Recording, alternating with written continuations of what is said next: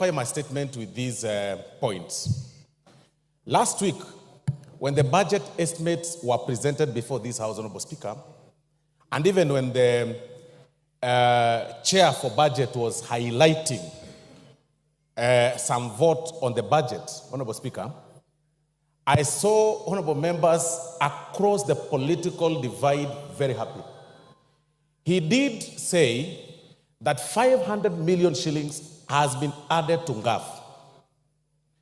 The Honorable Chair went ahead and said that CDF has gotten an extra 10 billion shillings, that each constituency here will be getting an extra 30 million shillings.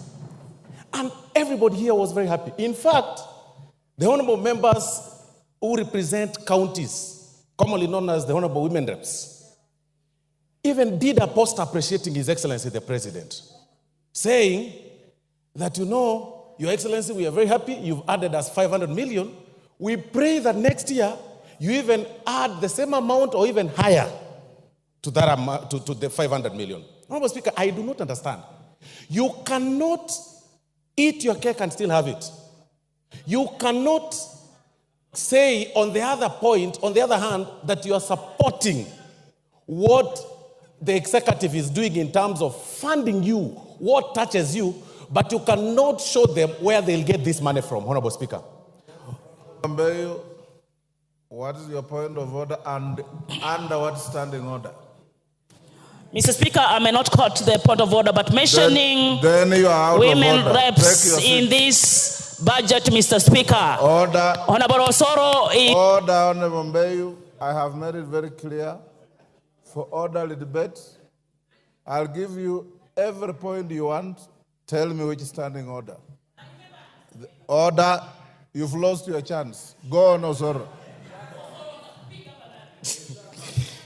Thank you very much, Honorable Speaker. So, Honorable Speaker, what I was saying is, with the additional budget, with the additional needs, because everybody was very happy that 30 million per constituency is going to be added in their constituency, 50 million to every constituency, Honorable Speaker, then it means that, and considering the tax base and our taxes going back into the years, then it means, Honorable Minority Leader, that there was need for us to expand our tax base so that we get that money that you need for development. The other day, Honorable Speaker, a member here raised the issue with the intern teachers.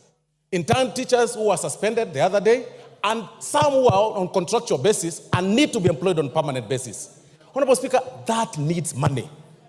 Our collection is not sufficient to meet the 4 trillion budget that was read in this House, Honorable Speaker.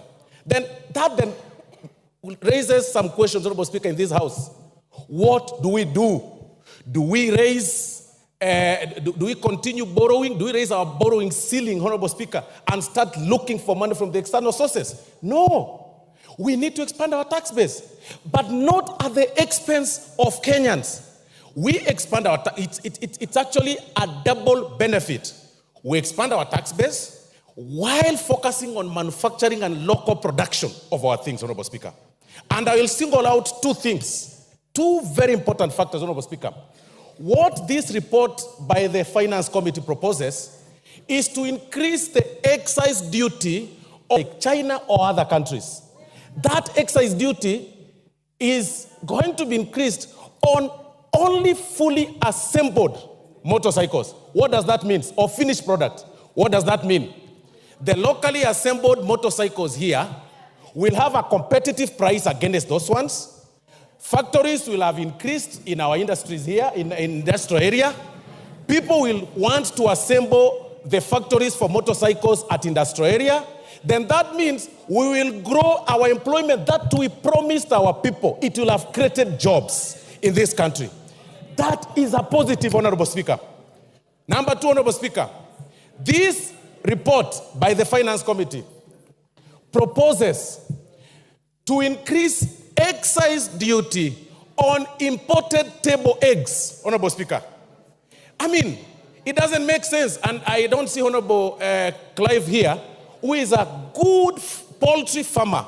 He's got over 10,000 chicks that he rears in his farm, and sells eggs across Gusii region, Honorable Speaker.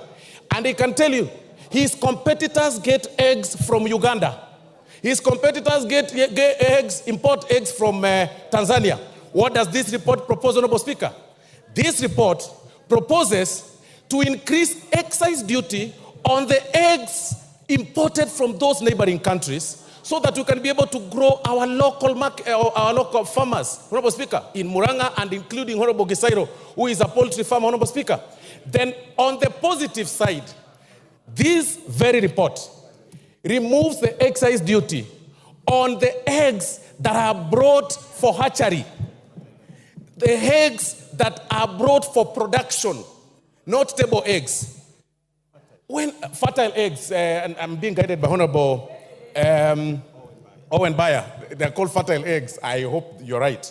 So, Honorable Speaker, Honorable Speaker, when we are debating on this report, it's important for us to also be very factual and tell Kenyans the truth. You cannot say that, on the other hand, you want Kenyans or this government to look for jobs or to create jobs, and on the other hand, you want to continue encouraging importation of goods. Can you imagine, Honorable Speaker, up to this time and era, we are still depending on sanitary pads and diapers from India and China.